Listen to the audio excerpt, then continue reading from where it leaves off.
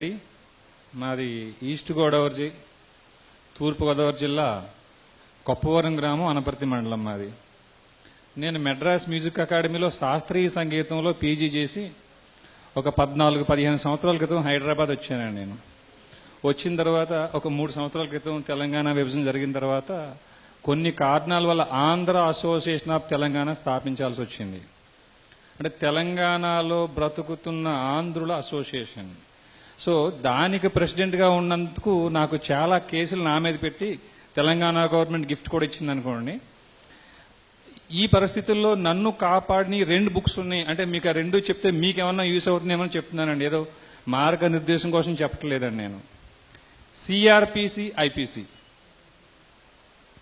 2 నిమిషాల్లో ముగించేస్తే మిమ్మల్ని ఎవరిని ఎక్కువ ఇబ్బంది పెట్టను. నేను నా మీద పెట్టిన కేసులు సరిపోక నేను ఈ ఉద్యమంలో పాల్గొంటున్నానని నన్ను కంట్రోల్ చేయడం కోసం 2వ తరగతి చదువుతున్న నా కుమార్తెను ఒక పెద్ద కార్పొరేట్ స్కూల్లో 2nd క్లాస్లోనే డిటైన్ చేశారండి.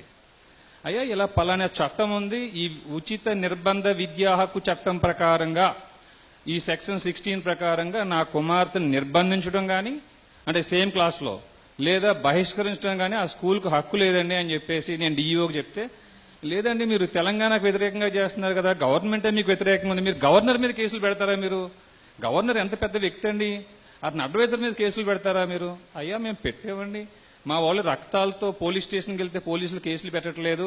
సెక్షన్ 8 ప్రకారంగా ఆ డ్యూటీ గవర్నర్ లా అండ్ ఆర్డర్లో ఇచ్చారు.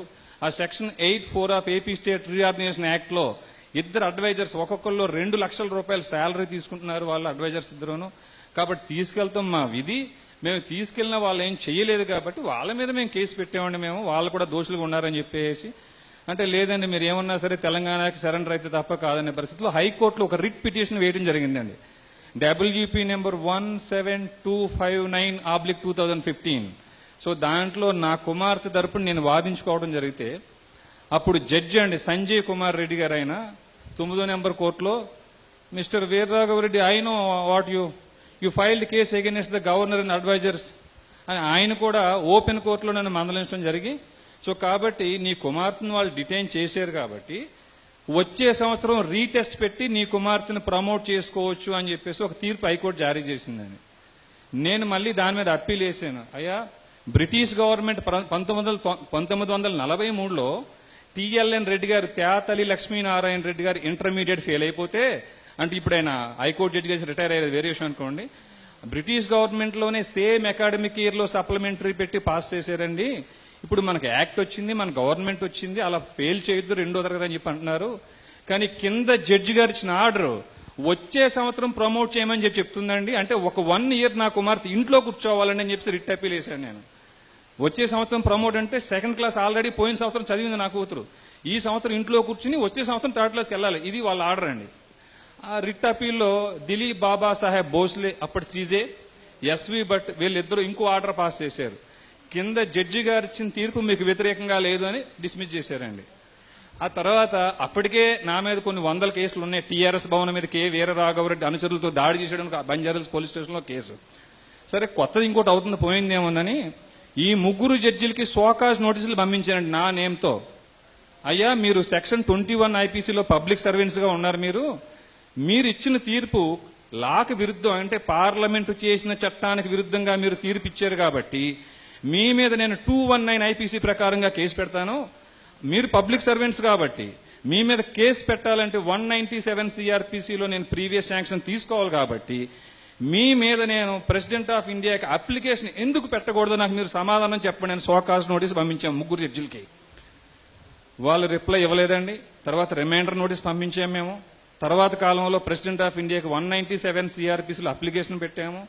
నాకు ప్రెసిడెంట్ ఆఫ్ ఇండియా పంపించిన దాని ప్రకారంగా అనుమతి వచ్చినట్టే అని భావించి ఆయన మీద చార్మినార్ పోలీస్ స్టేషన్లో 3 జడ్జి మీద కేసు రిజిస్టర్ చేయండి, వీళ్ళు ఈ రకమైన చట్ట వ్యతిరేకమైన తీర్పిచ్చారు, వీళ్ళు పబ్లిక్ సర్వెంట్స్ అని, వీళ్ళు మా బాసులు కాదు, వీళ్ళు మాకు సర్వెంట్స్, వీళ్ళు మేము పబ్లిక్ కాబట్టి వీళ్ళు ఏం అతిథులు కాదు చట్టానికి, వీళ్ళని తీసుకొచ్చి లోపల వేయండి అని చెప్పేసి చార్మినార్ పోలీస్ స్టేషన్లో కేసు పెడితే జనరల్గానే మీ మీద కేసు పెడితే వెంటనే రిజిస్టర్ చేస్తారండి ఆయనకి ఫోన్ వచ్చినట్టుగాను.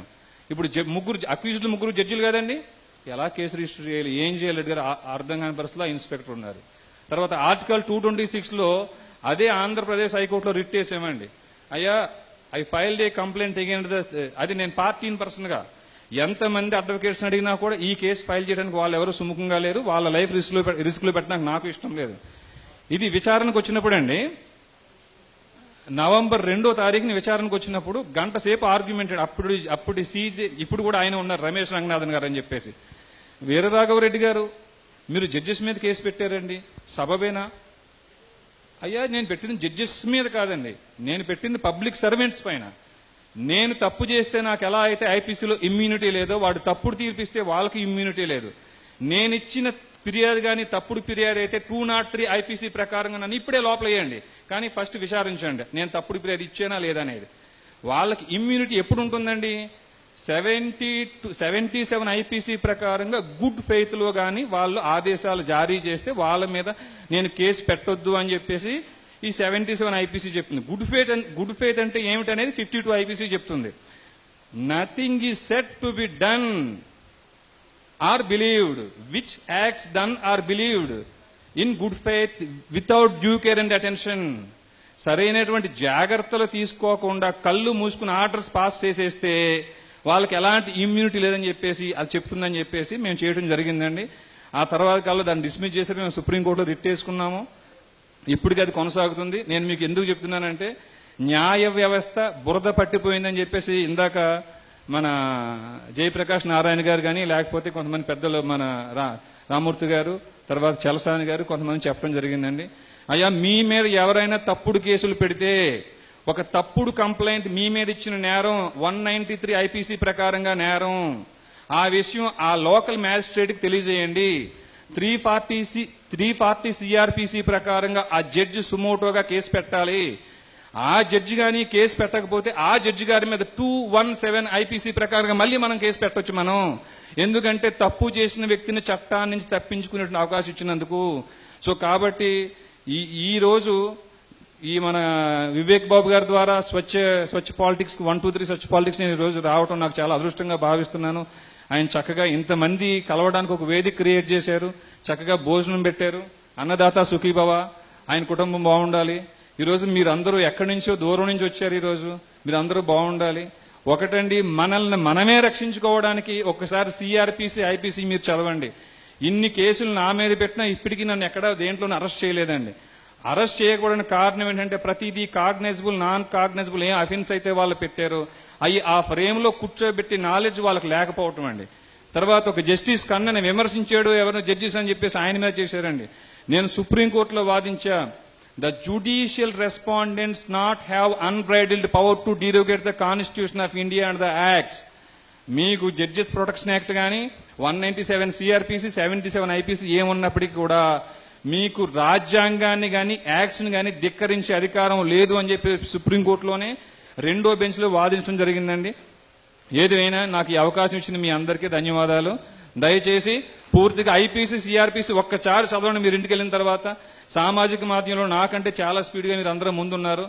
అంతకు మించి ఏదన్నా మీకు అవసరం వస్తే నా నెంబర్ 7660092451 కె వీర రాఘవరెడ్డి.